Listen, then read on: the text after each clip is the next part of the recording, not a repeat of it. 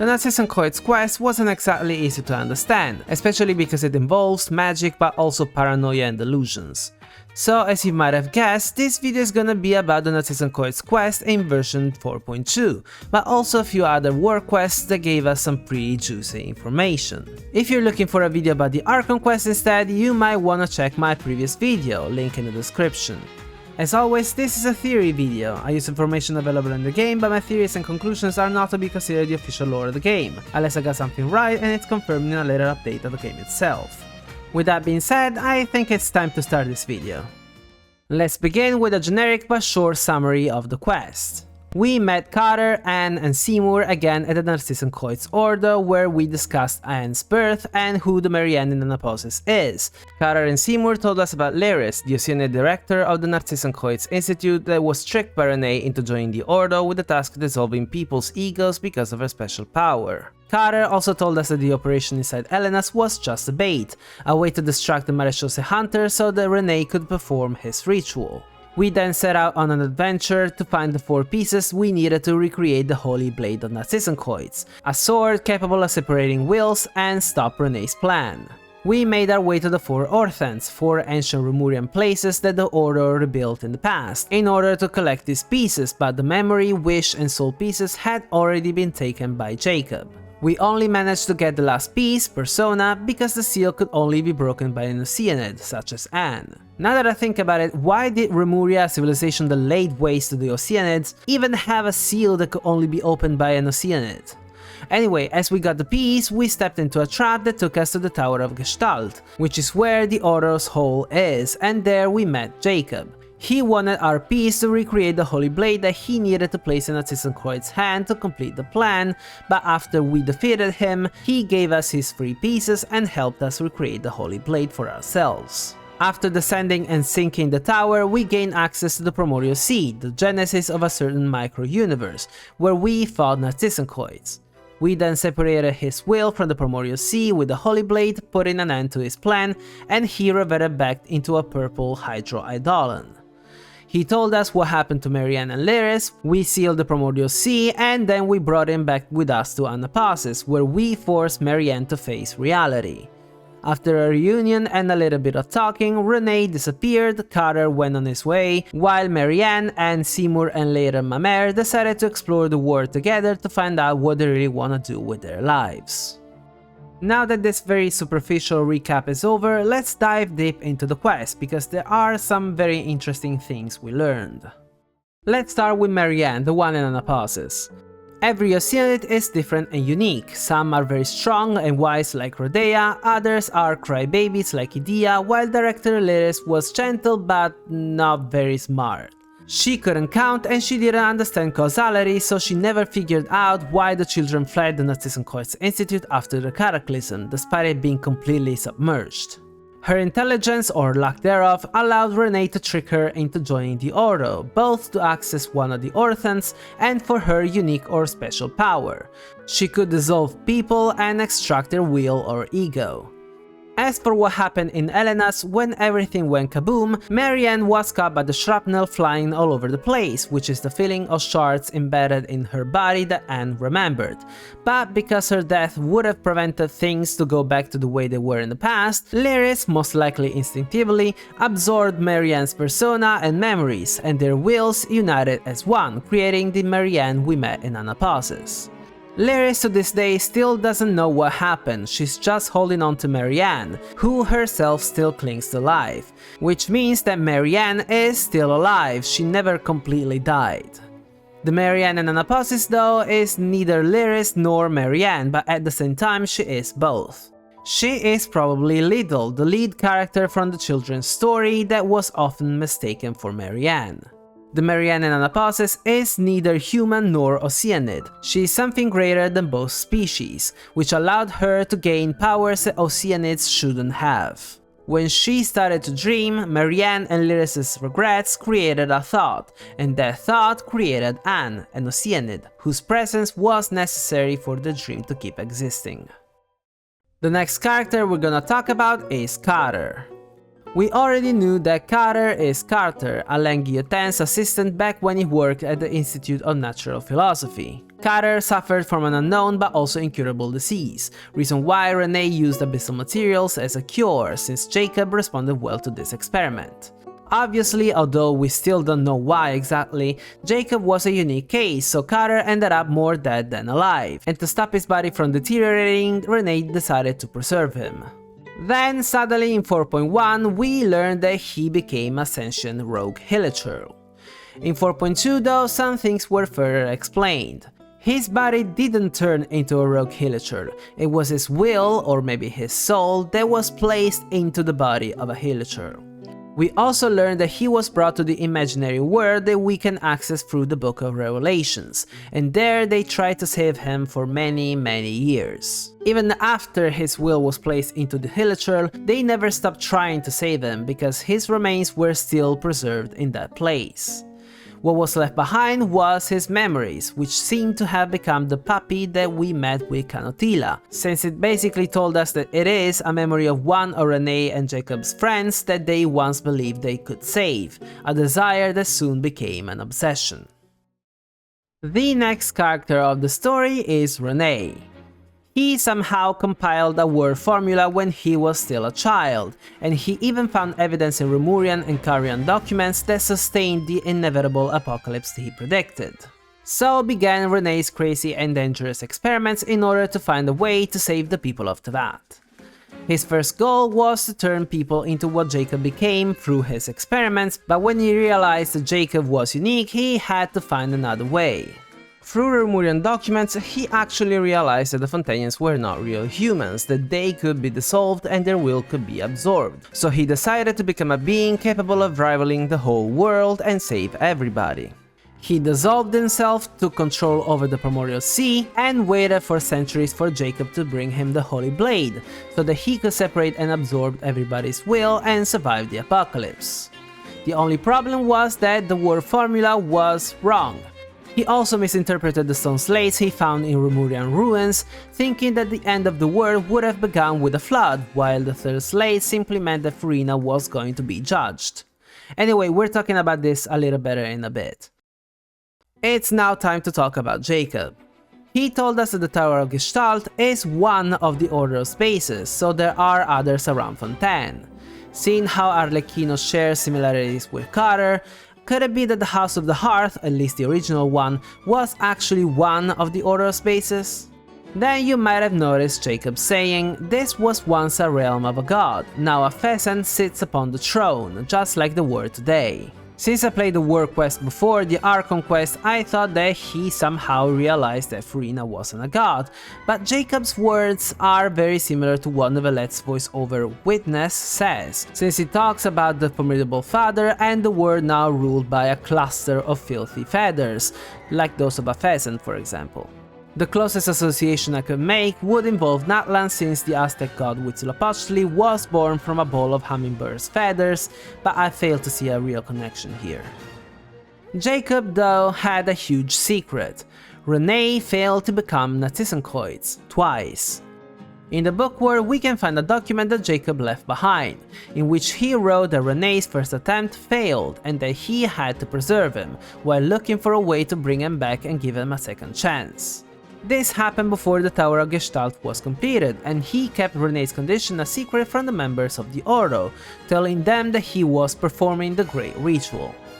Jakob researched how the Khaenri'ahs inverted the alchemical stage and used them for something different, most likely chemia, so he came up with a new method but decided to test it on someone else before trying it on Rene. At that time, some members of the Ordo were suspicious of Rene's absence, and officially they simply left the Ordo because they were dissatisfied with the future. In reality though, Jakob brought them to the book world to use them as guinea pigs. Some of them turned into unspecified beings, and although Jakob managed to create a near-identical persona, they eventually dissolved and dispersed. One of them was Mr. Eliphas, the dispersed will that we can fight against by traveling with the Antoine Rogers after sinking the tower. Other members though survived and became unstable blobs of water with rudimentary human forms. At this point, Jakob remembered about Carter's remains, and as far as I've understood this, he created a new body for Rene, a Frankenstein basically, using Carter's remains, the leftover remains of Carter's current state, so I guess surplus Hilichurl pieces, and Rene's pocket watch. Finally, he implanted Rene's soul and memories, minus those of his 2 previous failed attempts, into this body so that he could try his ritual again. This is why in the enigmatic page 10, Rene wrote that the ritual took a long time, but also that his memories didn't match the records. When it comes to the last line of Jakob's log, it's very enigmatic. Maybe he used Rene's memories of the failed experiments on the survivors from before, I honestly have no idea. In the end, Rene and Jakob's plan was essentially based on an incomplete calculation, but also on their delusions and obsessions. They basically tricked themselves. They predicted an apocalypse and decided to defy fate, but at the same time, they also needed to prove that this prediction was right. That's why when we recreated the Holy Blade, Jakob said that the war formula had been proven. Thing is that this fate was never gonna happen, and not because of us, because we have just been witnesses in Fontaine, nothing more. Jakob wouldn't have been able to obtain the Persona piece without the Oceanid that we brought, and even if it somehow did, Neuvillette would have sensed something wrong with the Primordial Sea, so he would have stopped Rene. After the sentence though, no one would have dissolved into primordial water anyway, and Rene would have faced and lost against a fully fledged dragon. This status quo is the reason why we can't play the quest either before, like I did, or after the Archon quest. The only difference really is just some lines, like Rene telling us what we were going to witness, or admitting that the world had already been saved and that we, as the senders, were a variable he overlooked. Moral of the story, the world didn't need Rene to be saved. Now, as I said before, one of Rene's goals was to become a will capable of rivaling an entire world. This idea began when he read ancient Sumeru texts about Narayana, which in Genshin Impact means primordial human, while in Hinduism it's an avatar of the god Vishnu that is slumbering under the celestial waters, but it can also mean the son of the primeval man. Just to digress for a second, remember how the Aranara called the humans Nara? Well, Nara means water, and we just learned that living beings came from the primordial water. Back to the game, Rene also found out that there are entities that came to Teyvat from beyond the sky, but not all of them are Descenders, meaning that just being an outsider doesn't automatically mean that they have the power to change the world. This explains why Either, in my case, is a Descender, a monster capable of swallowing the whole world in a single bite, while Lumine is not.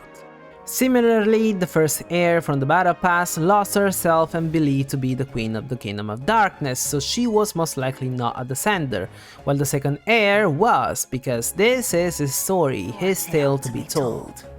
Anyway, in these notes, Ayak's name was dropped again, which makes me think that he may have been way more important than we think. I mean, he could even be the second Descender for all we know. Lastly, we can't ignore what Jakob wrote in his log. He found out about Rhine's daughter, that she joined the Hexen Circle, and that they made significant headway.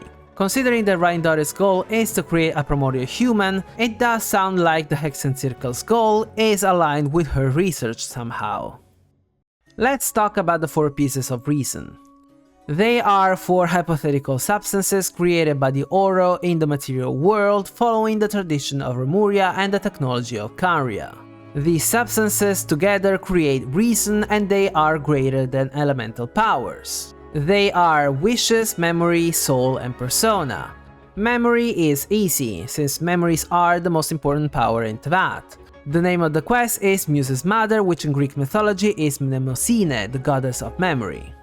Soul is also self-explanatory, and the name of the quest is Cupid's lover, so we're talking about Psyche, the Greek goddess of souls. Wishes are either dreams or ambition, or both actually. The name of the quest is Meteoric Lance, which doesn't exist in Greek mythology, also because there is no god of wishes. The closest one is Tyche, the goddess of destiny, fortune, and later fate in general. She was an Oceanid, and she is basically the Greek equivalent of the Roman goddess Fortuna, but there are no meteors, no lances, let alone a meteoric lance. That being said, we are talking about wishes and meteors, so the first image that comes to my mind is obviously the wishing system and the stars, or meteors actually, that we pull down from the sky. Lastly, persona is personality, but I think there is a further meaning to it. The name of the quest is Thalia and Melpomene, who in Greek mythology are the muses of comedy and tragedy. Since Thalia carries a comic mask and Melpomene a tragic one, persona may also mean the mask you wear, so who people think you are. This kinda reminds me of Focalor and Furina. Not only did Focalor say that Furina was her body and spirit is those four pieces together, Furina had to wear the mask of what the people expected an Archon to be, while hiding her own personality, the mask that she would have worn. So Furina's story is that of two personas plus a divinity, which may be a fourth substance that people normally don't have. Our next topic is Oceanid's reproduction. We learn in 4.0 that the Oceanids are born of pure water, so it sounds like a spontaneous event. Carter then specified that Oceanids can create other Oceanids because it would be heresy, just as it would be for a human to create another human through knowledge and science. Oceanids can, if they're wise and compassionate enough, like Rhodea, Idea or Kaliroe, mimic a human who either died in their arms, probably what happened with Marianne and Lyris, or a human they knew perfectly. Carter then gave us two more possibilities. If an Oceanid believes itself to be above its own kind, it could achieve a will strong enough to bend reality and create a new Oceanid, just like a god, while the second option is a taboo passed down in secret among the Oceanids. Just like humans can actually create a new human naturally with love, the Oceanids can give birth to another Oceanid through imagination and mimicry. If they hold strong regrets or remorse, these could create a thought that in turn can create a new Oceanid, once again like Lyris and Marianne did with Anne. This also reminds me of the first Oceanid created by Egeria. She shed her first tear when she learned to understand and love humans, and from that tear the Oceanids were born. It seems like Oceanids in general are beings born from regret, and they are very similar to the Genie, who were born of intoxicating dreams and bitter memories of loss. Lastly, let's analyze some details we found during this world quest. In the Tower of Ipsissimus, we found a note that said that red is the Philosopher's Stone, the goal, while yellow is a bait because it's gold and mortal temptation, but also that Khaenri'ah sought truth for their own desire before turning it into a production line. This seems to be about Chemia, which was used to compensate the lack of resources in their underground nation, but it can also refer to alchemy in general. Alchemist's goal is to create the Philosopher's Stone, with which you can turn any material into gold, and this process has 4 stages. Nigredo, the blackening, Albedo, the whitening, Citrinitas, the yellowing, and Rubedo, the reddening. The problem lies in the fact that, according to alchemy, both gold and the Philosopher's Stone are described as red. This means that the author's note is probably saying that Khaenri'ah achieved Citrinitas, the yellowing, so a gold that is yellow, and never completed the alchemic process to achieve the actual Philosopher's Stone, so Khaenri'ah alchemy is basically incomplete. Next, when we defeated Rene, he said the youngest sister, who never stood forth as part of the adventure, has grasped a sword at last. The first person that came to my mind was Lumine, since I play as either, but when I double checked this line, it's the same if you picked Lumine as a traveler. This means that Rene was probably talking about Marianne. She is Alain's younger sister, and she never really took part in this adventure because she stayed in Anaposis, but since the Holy Blade can be whatever you want it to be, so even a gold-haired outlander, and we did help her, we became her sword. Then in the Orphan of Wishes we found someone's diary, and we learned that the members of the Oro used multiple kinds of divination.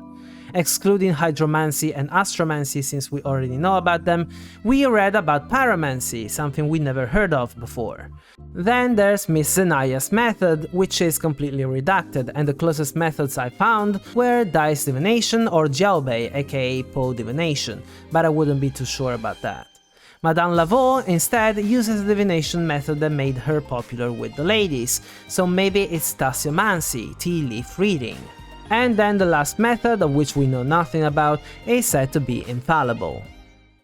Lastly, the places that Marianne mentioned are names that we already read about in 4.0. The first one is the ancient city of Yith, that comes from the novella The Shadow Out of Time by H.P. Lovecraft, which talks about the great race of Yith, a kind of life form that coercively exchange minds with other beings across time and space to survive. They fled their planet Yith and settled down on Earth, specifically in Australia's Great Sandy Desert, where they built the city of Nakatus, known for its large library in which they collected information on the past and present of the Earth and other planets. In Genshin Impact, this may be either the desert of Sumeru, or maybe it's what existed in Marijivari before the Cataclysm. The second place she mentioned is Arcadia. This is a real region of Greece, but also a mythological Greek place full of mythical creatures such as tree spirits, but also where the god of wilderness and nature Pan lives, the same god from the Ordos ritual. It was a heaven on earth with forests, rivers and vegetation, but also dark areas with swamps and man-eater vultures. I suppose that this is going to be Sumeru's rainforest.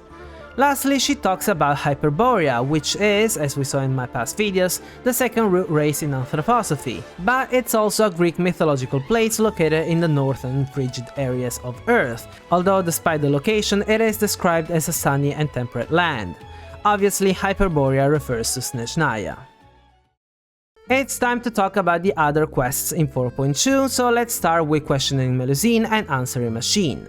Toward the end of this quest, we learned that Bolach was working for a certain Lord Harbinger, and it's not Arlecchino. This Harbinger is interested in Dr. Mosso's inheritance, meaning his research into machine intelligence. The only Harbinger visibly interested in such research is Sandrone, the same Harbinger I was expecting to find in Fontaine. Sandrone seems to be a little woman sitting on the hand of a special ruin guard dressed with Fontanian typical clothes.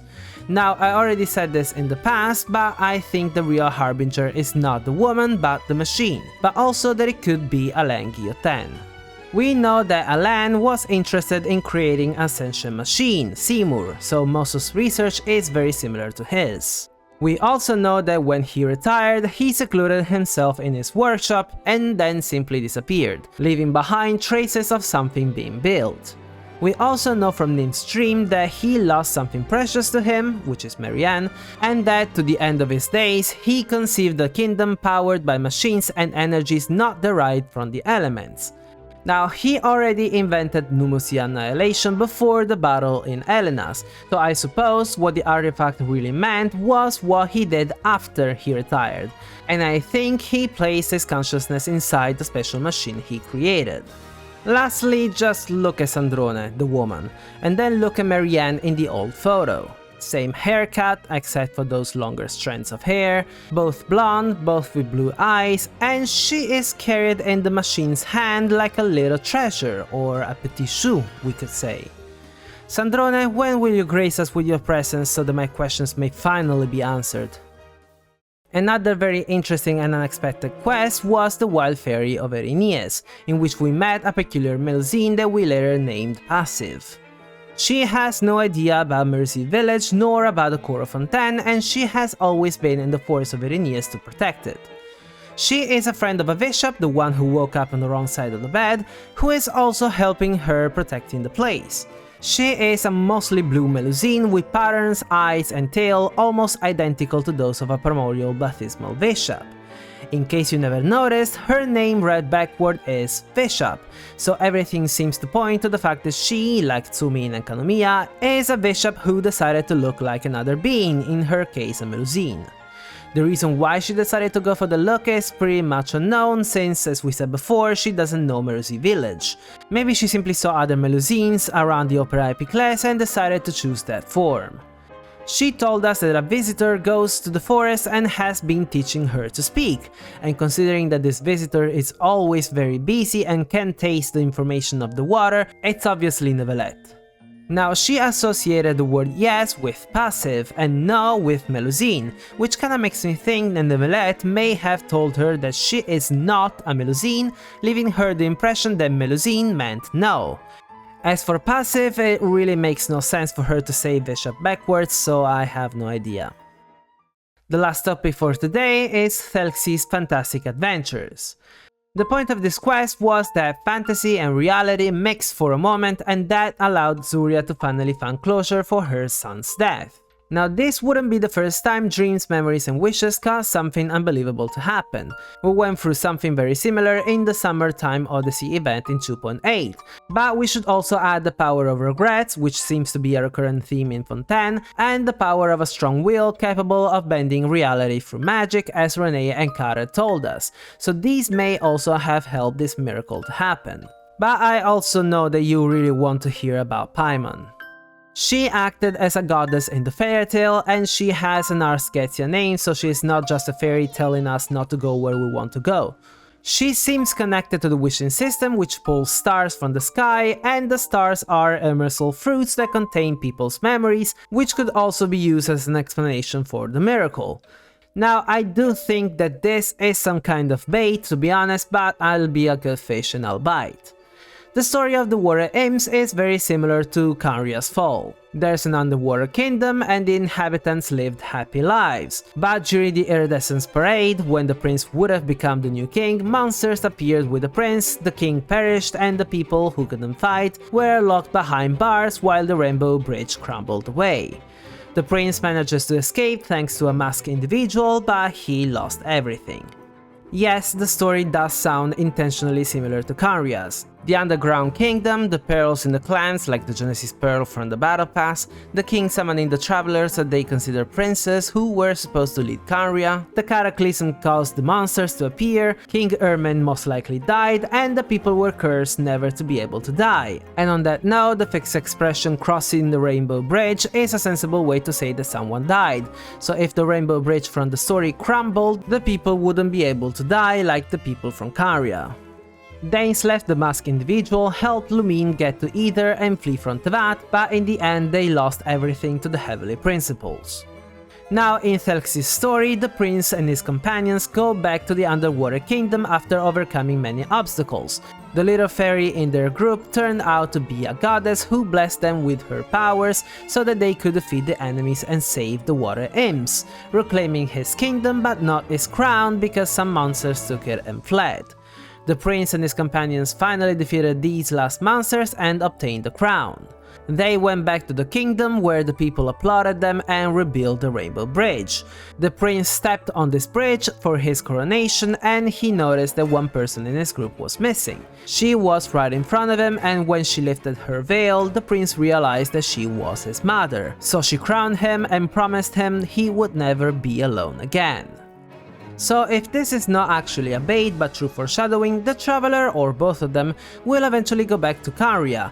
Paimon will show who she really is, probably one of the shades, and she will help them fight the monsters and free the people. Other monsters though, and I'm proposing Pierro here, will try to prevent him from becoming the king, but we will defeat them as well.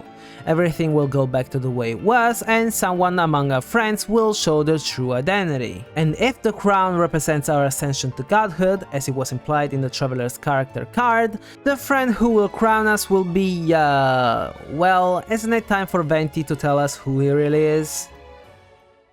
And that's it, I hope you liked the video. If you did, don't forget to leave a thumbs up, and if you're interested in Genshin Impact Theory videos, consider subscribing. If you're still watching, I'll tell you this.